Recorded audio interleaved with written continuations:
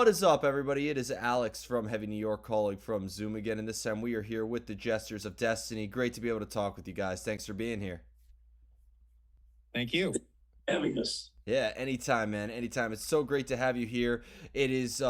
It's been a while now since we got a brand new Jesters of Destiny record since 2017, but we got Distorting Everything coming out very soon. Did you just consider this like a continuation of Sorrows That Refuse to Drown, or was this meant to be kind of like a new beginning for Jesters of Destiny in a way?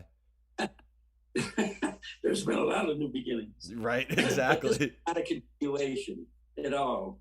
In fact, what usually happens is our records take a few years, and because of that, when they finally come out, anything starting for a new record is usually way after the fact. So it's hard to connect.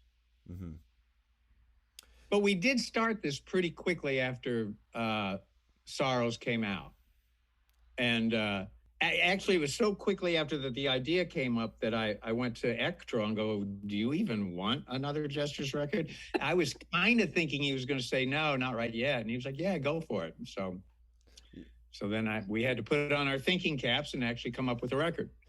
Well, I feel like with Jesters of Destiny, you could tell what's off of Sorrows That Refuse to Drown or A Fun at the Funeral, and even this new album, Distorting Everything. I think you guys continue in the vein of making every album stand out. Do you enter the songwriting, though, with a preconceived vision of what you want it to sound like, or do you feel, or is like the songwriting process very experimental and there's a lot of improvising involved? Well, I think that's a good question.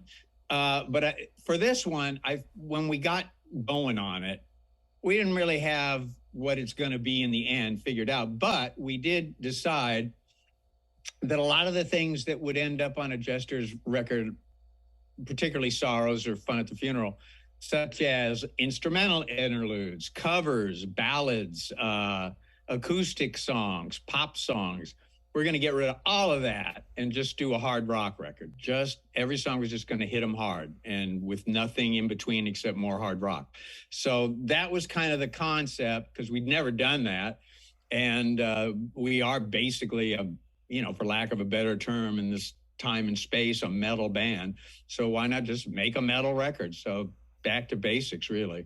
Well, was that kind of like the meaning of Distorting Everything in a way? I know it's like cliche for people to ask, what does the record name mean? But it almost seems like Distorting Everything seemed like kind of had that sort of like back to base. After you answering that, the title, Distorting Everything, just had a lot more context for me. Well, to be honest, a fellow I used to play in a band with named Dan Root, big Orange County punk rock lead guitar player. I can't remember what we were listening to. It was someone's demo or something. And he listened to it and he made this funny face. He goes, nice distorted everything. And it stuck with me as something pretty funny, as in like somebody didn't know how to record and just overdid everything. And it was just a big fuzz, which I can't remember what it was, but that situation was like that. And that always just struck me as a funny thing to say about music. When it comes to like the inspiration though for creativity, especially since both of you have been involved in multiple projects, including working on different areas between on the stage and behind the scenes as well, is it fair to say that even though you guys are labeled as a rock or a heavy metal band, it's fair to say you guys do take inspirations from multiple sources, right? Yeah, it's fair to say that for sure. Yeah. I mean, here's my record collection. You can see more of it. I mean, it's pretty big. So, yeah, so lots of different stuff, as does Ray. And so we always have. So, I mean, I guess we were just one of those bands that didn't want to like put a rule book on what we were doing. And I think, I played a lot of punk rock. I played pretty much metal.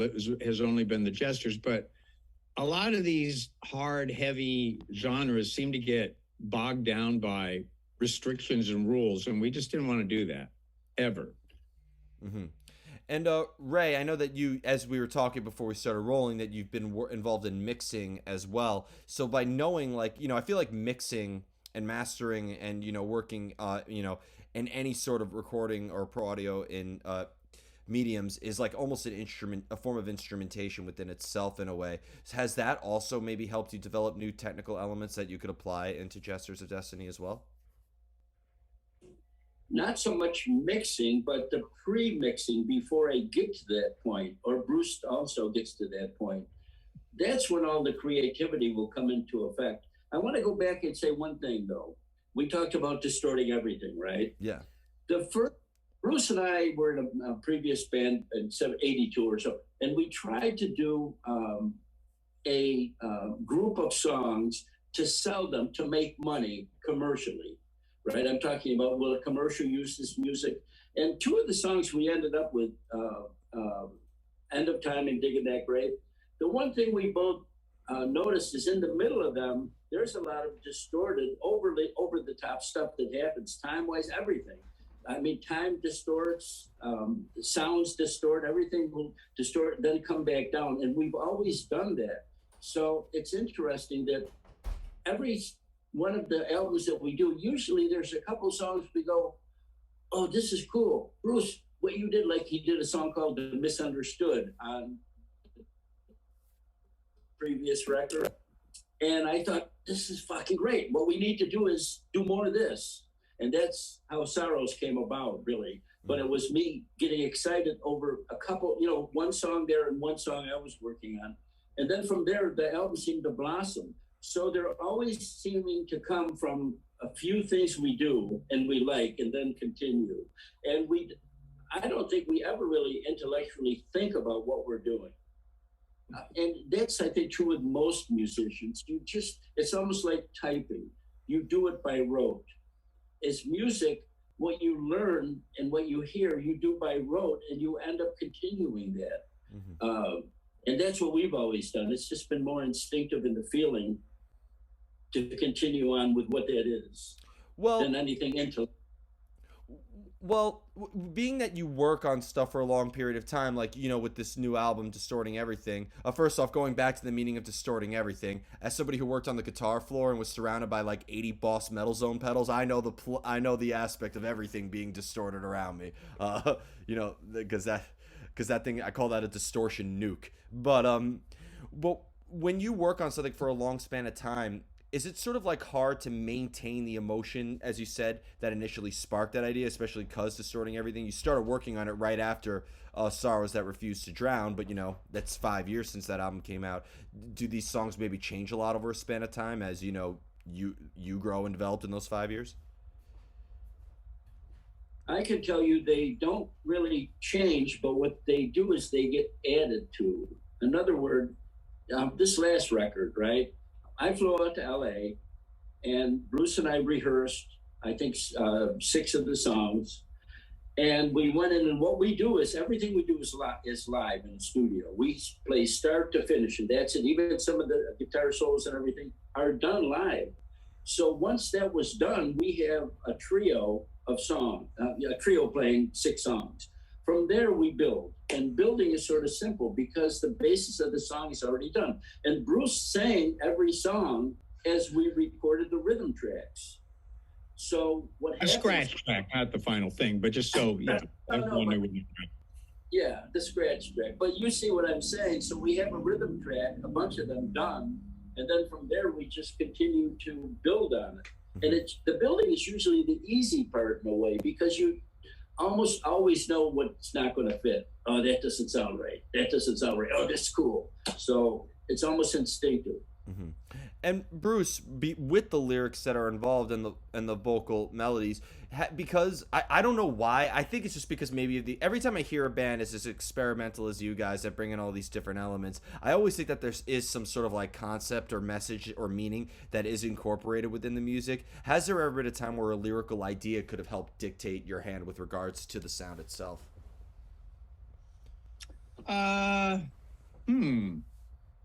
It's almost the other way around. Oh, I don't know. I think we kind of know what the song's going to be about when we kick it into gear.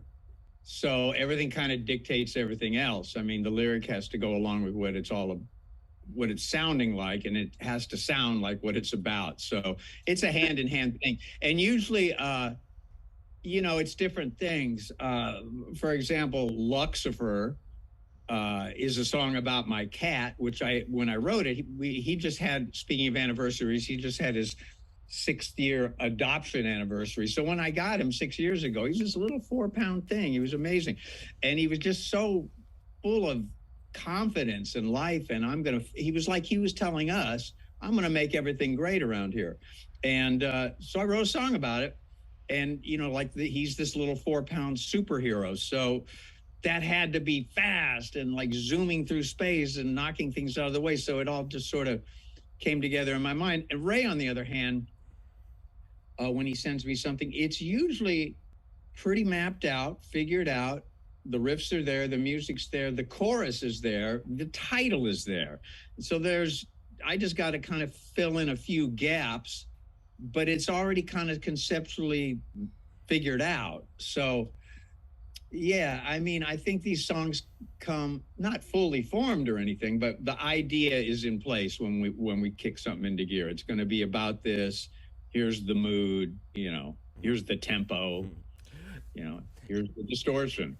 Yeah. But when it comes to collaborating together, and this is like a new question I like to ask band members, is it actually better if both of you are on exactly the same page when it comes to the songwriting? Or do you think that both of you maybe kind of being off in your own little worlds could help bring in like contrasts and new ideas and step into uncharted territory?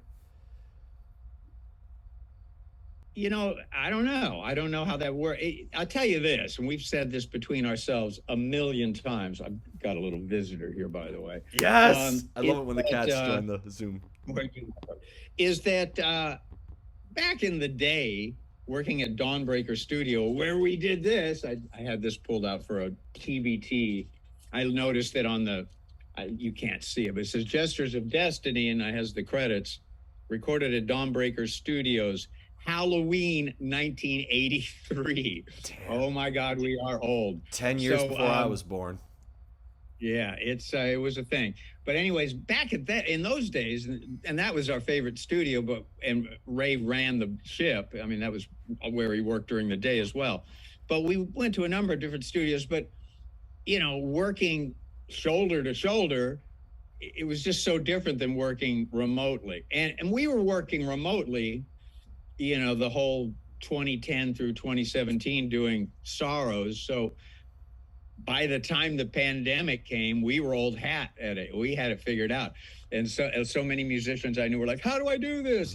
It's not that hard. You were doing it before it was cool. Yeah, but still, there's just no replacing being in the studio together and go, how's this sound? And turning a knob and going, yeah, that's what we're looking for. So, but we've learned to do it as best we can with the separation of time and space, but it's just a different way of doing it. The lag time of, call and response, if you will, I think must affect the music in some way, but I'm not sure I know exactly what that way is. Mm-hmm. But, Bruce and I recorded so much through the 80s and 90s together that even now, all of that has caused me to feel as though not much is different, except he's not next to me. And we're savvy enough with the internet that if I'm talking with Bruce, even on Zoom or on the phone, we connect. So we do the same thing we've always done. I think a lot of people didn't have the luxury that we had of maybe 10 years of almost every other day being in a recording studio, either together or apart doing stuff. So I believe that sort of seasoned our salad, so to speak, where now it's just another song we're going to work on, even though we're not next to each other. Mm-hmm. And in order for both of you to get that inspiration, and this could apply to Jesters or any other project you've been involved with, does inspiration strike out of the blue, or as I like to say, at very inconvenient times, or do you kind of have like a usual place that you go to in order to cultivate ideas? Like, do you almost look or seek the inspiration? For me, it's out of the. Go ahead. For me, it's out of the blue. I don't really ever walk into my room here. In my room here, I have 6 guitars on the wall. I have a Marshall and an Orange, everything ready to go. And I don't walk in here and think, okay, I got to work on a song. I walk in here and start playing, and I think, oh, I like that. Just like the thing I was talking about, playing by rote.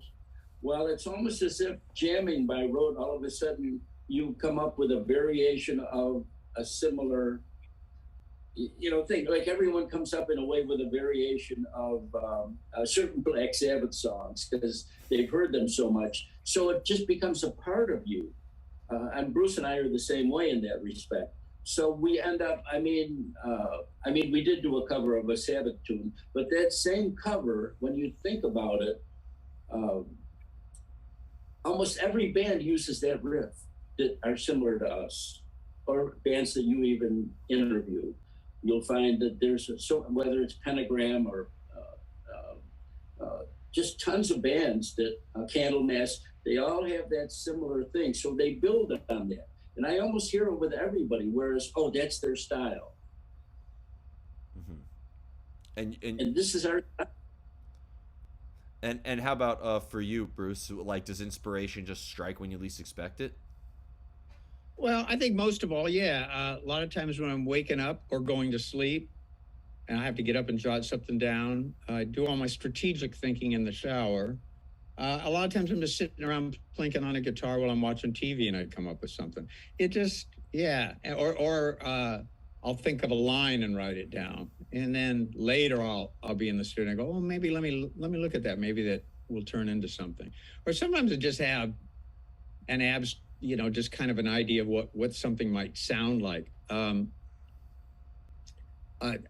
just been working on a song here for no purpose, just kind of to do it, to pass some time. And my idea was, what if the Doors got back together in the 80s and Gary Newman sat in? What would that sound like? So I was working on that. And then the lyrical idea was, what if it was Gloria in reverse instead of she's coming to me walking up my stairs? What if I was going to her? So that was pretty stupid ideas, but when you put them all together, I actually finished it last night. I was really happy with it. So what's the purpose? I don't get something to make up. That Doors idea is the best. I think the best tribute idea to have like a new member. I mean, forget the Pantera reunion. I think that Doors reunion, Gary Newman on vocals, you might be onto something. The guy we record with, Paul Rossler, he had a project in his studio that he played me. It was this band called Wild Child, who were a pretty good Doors tribute band. Everybody sounded like the individual guys. And this friend of Paul's wrote the next Doors album had Jim Morrison lived. Like, what would it sound like? What would they do? And hired these guys to play it. And it's great and hilarious at the same time. I think it came out. I'm not sure what it's called, but when I listened to it, I was just like, oh my God. And they had, the Vox Continental org. They had the whole bit. And the guy really sounded like Morrison. But the songs were like, sort of like, I don't know, 1972 or 3. It was really fun. And I have 2 more questions for you guys.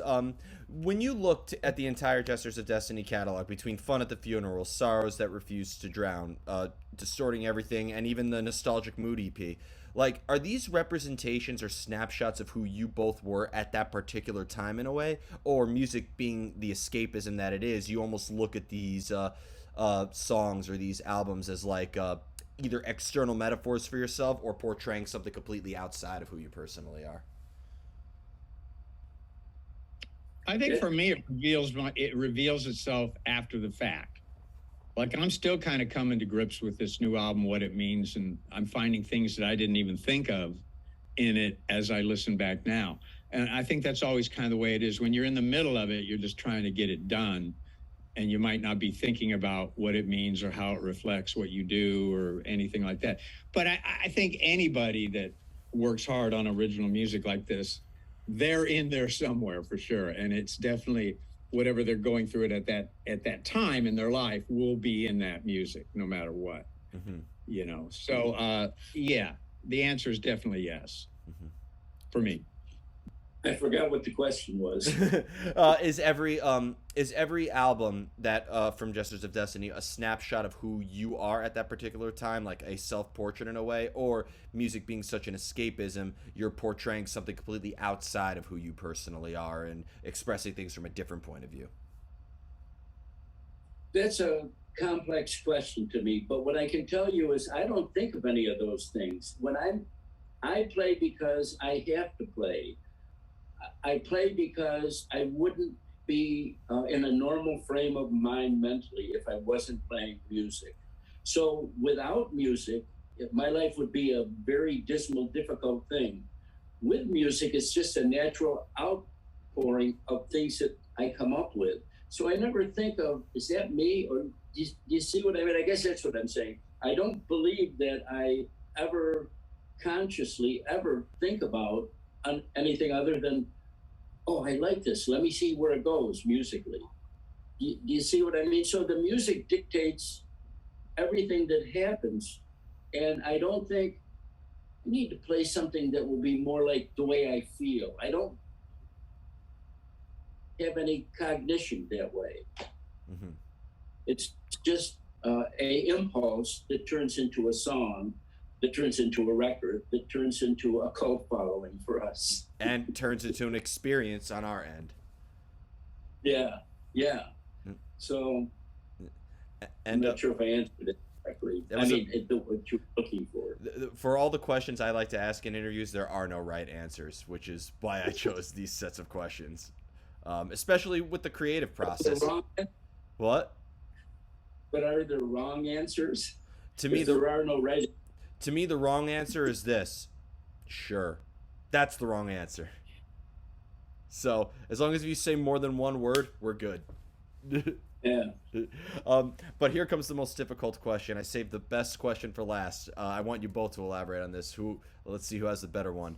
How do you know when you're finished with a song? That's a good one. When we run out of money for the studio.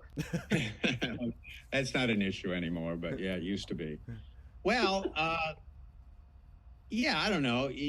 We'll both sign off on it. Go, yeah, we like where it's at. You know, it's just kind of a mutual agreement that we got where we wanted to go, and it sounds good. On this record, like you said, we recorded 6 of them together, and then he recorded 2 out in Syracuse and sent me the tracks. That being Your Lord and Lost in the Canals, and then I mixed 4 of them, and he mixed 4 of them. So it was really like going back and forth on the mixes, like add this, take that out, you know, maybe edit this. And then when we signed off, we were pretty happy with it. So, yeah, it's just, and in the old days, it would have been more or less the same situation in real time. Like, okay, I think we got it now. And when we're both in agreement, it's definitely a team. Like, no one overrides the other. We both have to be in agreement on something to move forward. All right, that was a good answer. Ray, can you top that? No, I can't. What I can tell you is a 3-word answer. Hey, there you go. This is what I can tell you. When we used to work on 2-inch 24-track tape, this might sound odd, but we would usually find by the time we've used 20 tracks, there's not much more we need to add to a song to make the song right. So we've never been a band that's wanted to have 40 overdubs. And almost everything we do, like every solo I've ever done, anything Bruce does, we do it start to finish. So because of that, everything sort of fits into the actual song easier, and it allows us not to want to have, oh, let's add this little bell, let's add this, let's add that, because everything is done by the musician as it goes along with the song. So as far as I'm concerned, the song is finished for us because we're not a symphonic band. We're pretty much a simple 4-piece type band. We end up with those elements and a few solos, and that's it. We're done. The Occam's razor most certainly applies with Jesters of Destiny. The simplest explanation is always the best, right? Yeah. Yeah. So before we go, I want to thank you both so much for your time today, for such an excellent conversation. I will say, by the way, that both of those answers were actually perfect, were flawless. Thanks for not giving me the "you only abandoned a song." It feels so good not have to check that off in the tally mark box. But is there just anything else with Jesters of Destiny you would like to promote with the release of Distorting Everything? Boy, I mean, that's pretty much it. We've been working towards this for a long time. You know, the record's been done. We've had physical copies of the thing for months, and then it was like we got, after working this hard, we can't just put it out. It's got to have a promotional thing, and we got John Freeman on board again. He did a great job with Sorrows, and we really get along. And he's, you know, the ones, oh, you need another single, we got to do another video, and I'm like, you know, like adding more stuff to the pie after we thought we were done, and that was another thing that had to get finished. So yeah, I mean, this feels like we're finally coming into a home stretch. So after that, I mean, we do have some other stuff in the can from the old days that we're going to remix and put out. We're going to worry about all that next year. We really want to make a big issue of this record and have everyone listen to it and, you know, check it out and put it in their Spotify playlists and whatever you do nowadays. So even buy a record if you can. I'm an old school guy. I don't use Spotify. I use iTunes like a real vintage guy. Okay, good for you. I was just going to say I was looking for a copy, but there's a our label. Our label was like, I don't know how to process a white Jesters of Destiny record. That you guys have to have black covers. They go, nah. It's the even numbered one. We go white. There you go. Well, thank you guys so much, everybody. We are here with Jesters of Destiny, distorting everything. Be sure to pick it up. We will see you next time on Heavy New York.